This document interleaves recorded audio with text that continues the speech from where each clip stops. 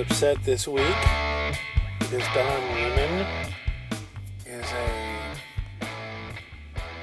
elitist piece of garbage who thinks that anyone who votes for Trump is a racist hillbilly who doesn't understand maps or geography, even though actual studies have proven the opposite, and that Democrats in a whole actually come in lower when it comes to that. Boomers who can't find the Ukraine or North Korea on a map are in the Democrat Party. As, reported by like Frank Luntz, the guy that does all the surveys and has the really cool hair. Mainly on Fox, I believe. He might be on other places too. He does tons of research, tons of studies, so even though he's a little bit weird, he knows his junk, and he pointed that right out. And to be perfectly honest, I mean, if we look at people, I think a great comparison of who's informed about situations, you have to look at conservatives more, because conservatives actually sit down and listen to and then research the things they're told. If you look at why, quote-unquote, liberal talk radio hasn't worked, there was Air America and there was another one. They both tried it. They had big name, stars on it, supposedly. I think Alec Baldwin wandered across one, and of course, Stuart Somali. What was his real name? He was a senator for 5 minutes until we found him groping women, which, I'm not saying it's always some Democrat that's doing it, but, And they tried really hard, but they couldn't make it last. They couldn't even, get donor money to keep it going, because the truth of the matter is people who vote Democrat or liberal more often would rather be entertained. They would rather get their facts, their news from headlines and sound bites, and that's why, CNN playing in the background of an airport, or, Deborah messing on Will and Grace giving you talking points. Any of the people that are blue check mark happy liberals on Twitter, that's where these, the people on that particular side get their information. They don't take the boring, arduous time of listening to facts by Rush Limbaugh, who, to listen to him for too long, or Hannity, your brain starts to hurt if you're not, somebody's grandpa, to be perfectly honest. Now, do they spout junk? Are they horrible people? No, none of that. They usually do research and they have facts, because if they don't, they get busted on it. I mean, think how many times you've heard people actually call out Limbaugh and Hannity and bust them on something stupid. The fact of the matter, whether you like them or not, is that they both work really hard to get the facts out there. Whereas Don Lemon and Wolf Blitzer, the lowest score on Celebrity Jeopardy ever, and, Fredo on CNN, just kind of sit around and spout what they feel, or think. But they don't do the research, So you have to wonder, why would they be such pompous assholes to sit there and think that they know better than the rest of the country who takes the time and energy to study stuff? It's because they live in a bubble. They live in a bubble where they make fun of people, and, the guy who started the whole joke on the Don Lemon show was actually, supposedly, a Republican who is usually on CNN, maybe MSNBC. He's one of those never-Trumper guys, who thinks Trump is so terrible. Well, that's great. You think Trump's terrible. Awesome. Well, let's look at the facts. George Bush, 1 and 2, kept getting constantly stifled by the Democrat Party. So they could never really get anything done, and everything they sort of did, ended up being a bomb. And whereas we can blame Democrats for the economic crash during, the late 2000s, before Obama came in. If you look at the whole process, and that's one of those horribly boring things that I got to look up after listening to Limbaugh explain it, was they put in rules, the Democrats, in Congress, and they made it to where you had to give loans to people who couldn't afford to pay them back, therefore giving advantages to people that were underprivileged. Cool. I get wanting to do nice things for people, but when they can't pay it back, then it gets bad. And the way that kind of trickles down is you get, you know, Republicans should have been able to stop that. But they couldn't. Bush didn't do anything about it, and therefore the economy went to absolute garbage. And, the whole point is, if I didn't listen to boring Limbaugh and find out how that happened, I would just obviously think all the fault went to Bush because the economy went to crap while he was in office. But you find out that what really happened was the Democrats put rules that were stupid in there to try to pander to their base, and then the Republicans didn't do their job and take care of it. So you find out the specifics.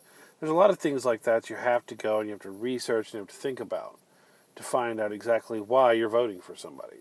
The lesser of two evils, or as I put it lately, find out who's corrupt that helps you better. Because they're both corrupt. You're not going to get around it. You can't vote for a third party. They're all corrupt. So basically what you have to do is just find out who's corrupt in your favor. And that's the best you can do. So how that reverts back to Don Lemon making fun of these rubes and laughing hysterically like it's the funniest thing you ever heard, because he's been in a high class snob for too long, and all the people at CNN think that they do have the great way of thinking, and they live charmed lives. They've got tons of money in the bank. They live in nice apartments in New York. They eat at the nicest of places, and they don't care about people who have to work hard for a living. People who work hard for a living know that if you put the wrong people in office, then you're going to end up with higher tax rates. You're going to end up with worse gas prices and worse regulations for small businesses, so you'll never get out of the hole. Prime example of why Democrats are bad, and you learn this after a while. And it wasn't always this way. For instance, when it comes to taxes, they always want to raise taxes. They say they just want to raise it on the rich, but then they end up having to admit, well, some of people in the middle class are going to have their taxes raised too, so we can give entitlements to people in the lowest end of the spectrum, who, I guess they're buying votes. I don't know what they think they're doing there. So, but the problem with that is, if you look at, starting with Kennedy, that's right, a Democrat, who has absolutely nothing to do with the party of today, okay? You look at Kennedy, then you look at Reagan, then you look at Trump. They all came in, reduced regulation, and reduced taxes. Now, the interesting thing, you hear sometimes that this helps the economy. Okay, it did. It helped the economy. What you don't hear is that each time they did that and it helped the economy, it increased revenue, tax revenue to the government. In other words, the government makes more money by lowering your taxes because you spend more money and you have more money to do what you want, and then you can go out and buy things you want, and then there's taxes on that stuff, and the government collects more taxes. They get more money from it. So why, on God's great green gorgeous earth, would they actually want to raise your taxes, therefore lowering the amount of money they get? It's simple. And it's usually the Democrats that want to do this. Now, there are Republicans, of course, and anyone that goes under the heading of political elite that would also fall under this particular category, but mainly it's Democrats in this day and age, especially the socialists, the far lefts, the nuts, the progressives, AOC, Bernie, people like that, who want to take money from anyone who's got $5 and spread it around to people that would vote for them. People that shouldn't even be in the country now. And it's basically just for power. If they take your money away from you and then give you back a portion of it, then they control how you live. They control how you can progress. If they put the regulations on there, they also can control you.